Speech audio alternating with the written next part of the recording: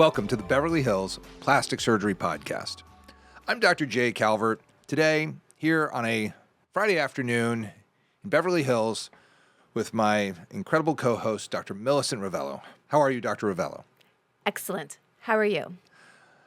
I am doing really well. I am happy to do this podcast because lately just had some moments where I said, shouldn't you have thought about this before surgery? Like I feel for my patients. And when they're going through it after surgery, I feel like, boy, didn't we talk about this? I thought we talked about this before surgery. Did we not talk about the fact that plastic surgery doesn't heal instantaneously? Did we not talk about the fact that you're going to be swollen after surgery? Did we not say it takes about a year to get the final result on a rhinoplasty? Do we not tell you it takes a while for breast implant? Like, all those things come up in the first 2 to 3 weeks after surgery.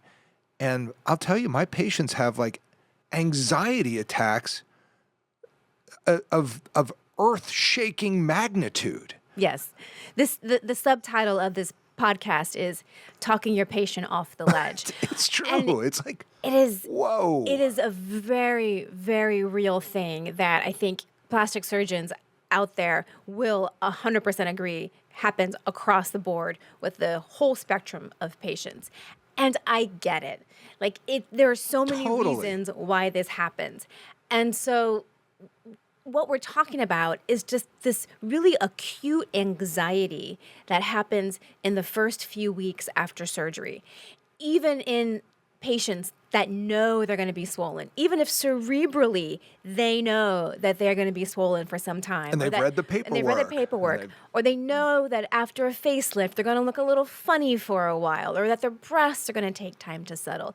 If you were to really get into their brains, they know this, but it's not about what they know. It's about this anxiety regarding the whole process and their results. So preparing for this time period after surgery actually starts before surgery. Yeah. And this is the thing. I'll be sitting there before surgery and the patient's like, yeah, totally, I get it. I listened to your podcast, yeah, I doctor. listen to the podcast. I understand. It takes like a year to get the final result. Well, so let's break it down. If it takes a year to get the final result, then how do you think it looks in the first 2 weeks after surgery? Do you think you're close to your final result in the first 2 weeks? If it takes a year and you just had surgery, this is where I want to I'm trying to bring this home for my patients before they have surgery. And I'm not sure how to do it. I'm hoping this podcast will help, and that when they listen, they go, that makes sense. Because when you disrupt everything with surgery, it's going to swell, it's going to look different, it's not going to be fully healed, it's not going to settle down. There are stitches holding things together.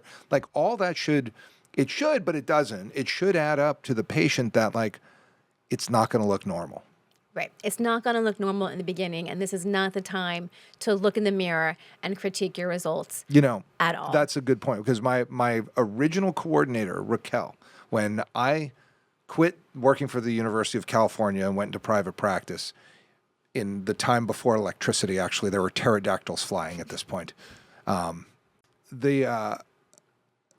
She would say to the patients, look, if you want to make this easy on yourself, cover all the mirrors for 3 weeks after surgery. Just put a sheet over all of them and throw away your compact.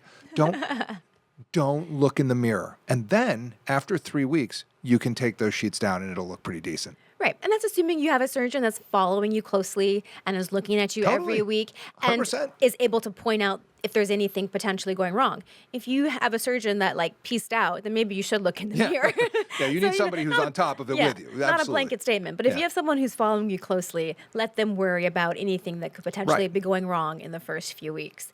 And what I like to say to patients beforehand, all the same things that you just said. It takes the time and the swelling, and this is your time course, and you can expect, at 6 weeks to be 80% there. Or I kind of give them time frames.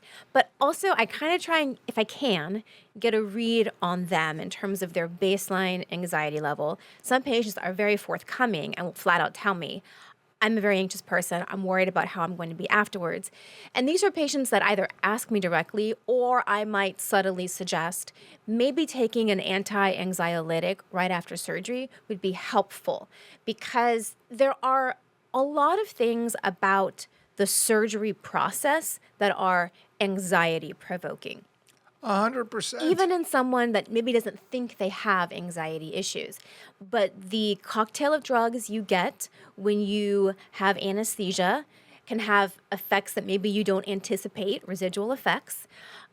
If you're someone like me who is never, ever anxious and manages to suppress all anxieties at all times, sometimes they come out after surgery because, like, the drugs have opened up your ability to feel and like understand things.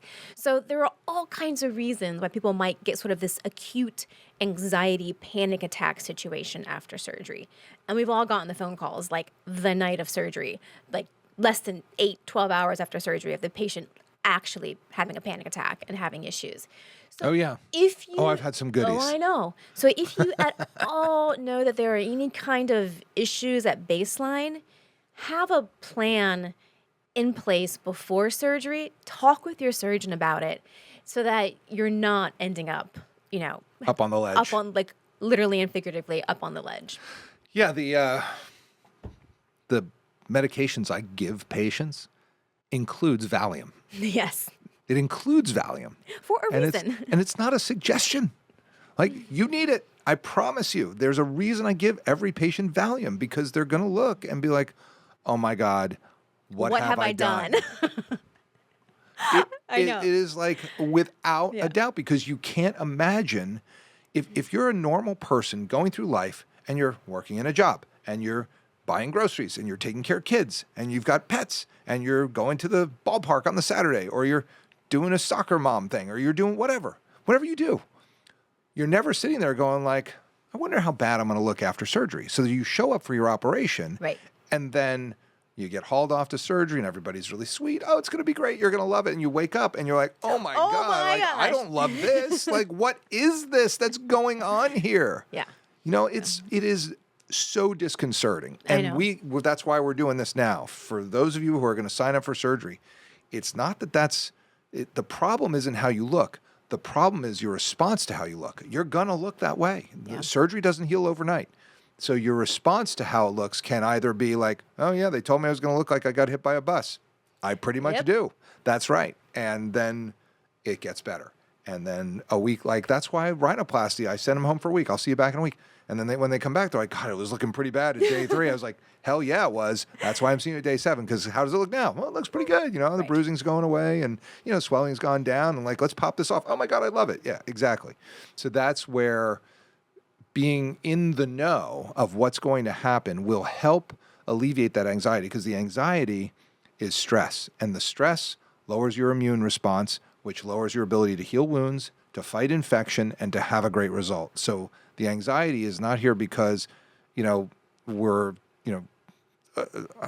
happy to take your phone call and talk you off the ledge. Yeah. But it takes a while to get to that point. So all that stress is not necessary. Yeah. So we're doing this so that when, in the most empathetic and kind way possible, you can understand, like, you don't have to feel that way and you don't have to have that response to how you look because it is going to get better. And that is how you're supposed to look. And yes, surgery makes you look very different and it doesn't heal overnight. That's why I always say with facelift patients, I take the pictures at 5 months. Everything before that, there's nerve weaknesses. There's, scars that are kind of coming together. There's swelling in one side or the other. There was a little hematoma or something you had to drain. Like, that's all normal. Noses, same thing. Like, taking pictures at 4, 6 months, 8 months, like, it takes a while for these noses to heal. It takes a long Primary and the secondaries take even longer. The revision rhinoplasties take longer. Facelifts, 5 months. Noses, a year, 2 years. Breast surgery, 3, 4, 5, 6 months. It all takes time. Right. And I think sometimes the anxiety that these patients have is because, they were planning on getting back to their regular life within a week. Because, they ask us, and we'll say, oh, you have some pain and discomfort for a week. And I think we try and tell them about the swelling and the bruising. But maybe in their mind, they just hear, oh, I'll be recovered in a week. I can go back to work. I can go back to doing all these things. And you can go back to work. You can go back to picking up the kids. You can do all these things. You just look a little funky. But you're going to look a little funny. So there are two things that you can do. You can just absent yourself from society until you feel comfortable. And maybe you're not doing your Zoom meetings. Maybe you're not going out in public. And you just have to sort of budget yourself for that. Or you take the F it attitude, which is like my response to surgery, and show up, and do your life and go, what? So you got to figure out. Scare people. I do. It's not nice. You just go in like, okay, we're doing surgery today.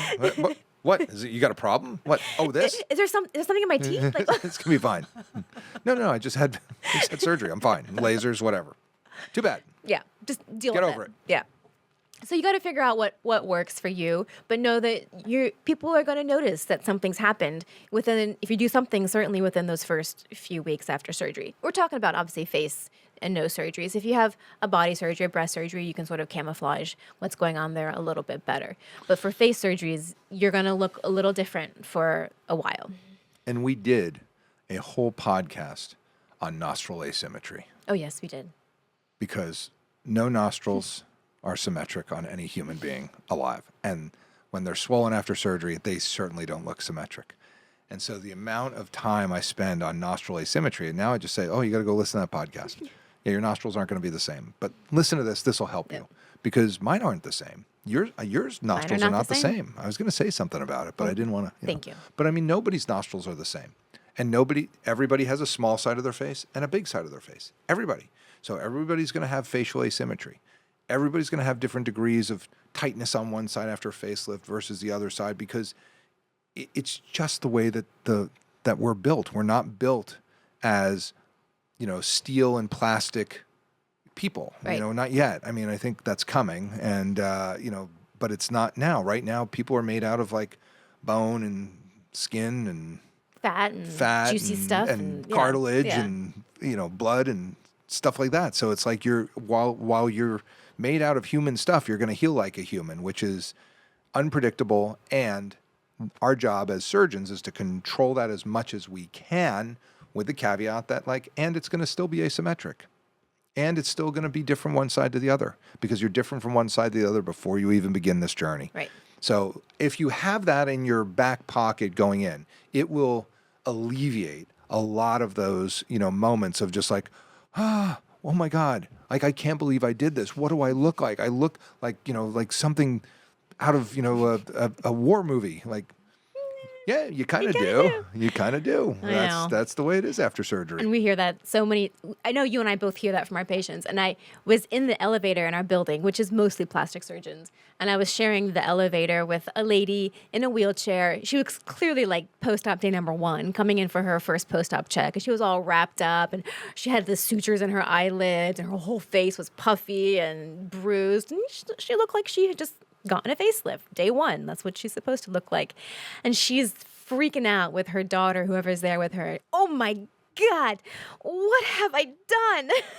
And I was like, totally it. Yep, that sounds about right. It's like they all say it. It's really hard to go through and it's hard to understand. So that's why if this podcast can help anybody break their anxiety so that they can just go, okay, I got it. Yeah, this is what they said about. You know what Sean, you know what we should do? I'm going to send you my post-op day 1 photos. And we're going to tag it on this. Of you? We need to start putting more photos of post-op day 1. You're going to look like a pumpkin head. You looked ripe. Mm-hmm. You were like. That's what it is. You were down for the count. I think maybe people can get a visual of Yeah, it didn't stop you doing surgery though, did it? I know. Sorry. But yeah. That's helpful, I think, to know. Yeah, I mean, people look rough, and that's part of the deal. You can't get to the promised land by, you got to go through the valley first. Go through the wilderness, yep. You got to go through the valley because you have to know that it's going to result in a great operation for you with a great result, but it doesn't heal instantly. Yes, exactly. Well, is there anything else you want to add for our patients who might be up on the ledge right this minute? Because hopefully take a step back, take a breath, relax. You're going to get there. It's Take your going to turn out Valium. great. Take the Valium. Take drugs. We're recommending that for this instance only. Yes. All right. Well, in that case, this is the Beverly Hills Plastic Surgery Podcast coming to you from the very cool, very chill Anxiolytic 90210.